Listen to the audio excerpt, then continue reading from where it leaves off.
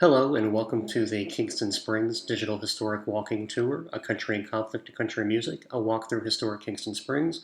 My name is David Myers. This project began in 2015 when I was contracted to develop a tour and exhibit to celebrate the 50th anniversary of the incorporation of Kingston Springs. Unfortunately, as what happens with many local public history projects, there were budget issues and the budget fell through, and I was unable to complete the project at the time. Luckily, the project was reborn and reimagined for a class project in the Digital Public History Graduate Certificate Program at George Mason University. The site itself was built using Omeka digital collections management software with the Curate Escape plugin to build out the actual tour functionality. The tour is aimed at residents of Kingston Springs as well as visitors from nearby Nashville interested in country music and or the Civil War. The overarching theme of the walking tour is the large impact that a small community can have on history.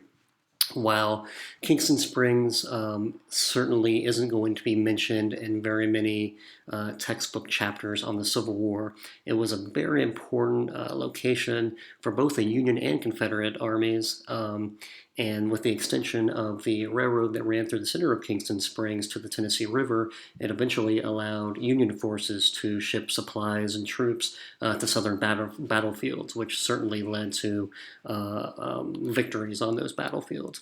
You also aren't going to see very many exhibits on Kingston Springs at the Country Music Hall of Fame in nearby Nashville, but Kingston Springs in the 1970s was a muse of sorts for several prominent country music singers and songwriters in the emerging outlaw country music scene. Johnny Cash even called a song written about Kingston Springs one of the best contemporary folk songs he had ever seen.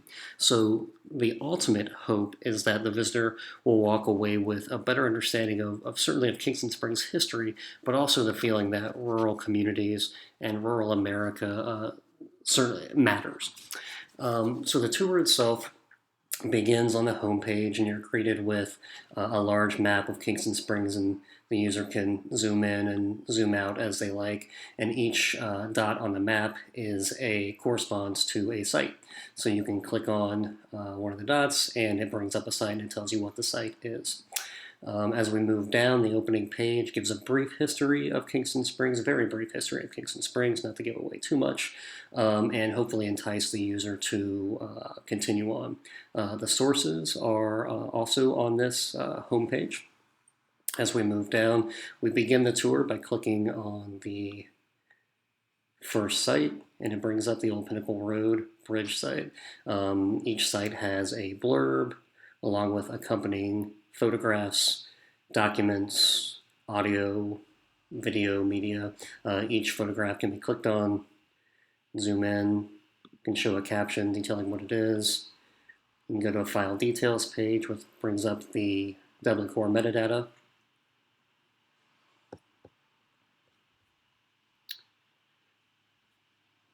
And each site has unique photographs, pictures, documents. Some have larger blurbs, some have smaller blurbs. Along the way, you'll also find some residents of Kingston Springs with quick blurbs about their life.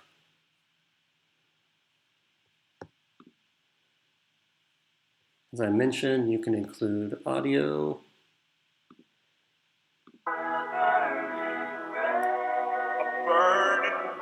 and video into the tour. The tour is actually made to be a digital walking tour, so it's all of this scales down to and is mobile compatible using a cell phone and GPS, and you can kind of guide yourself along the way to each stop.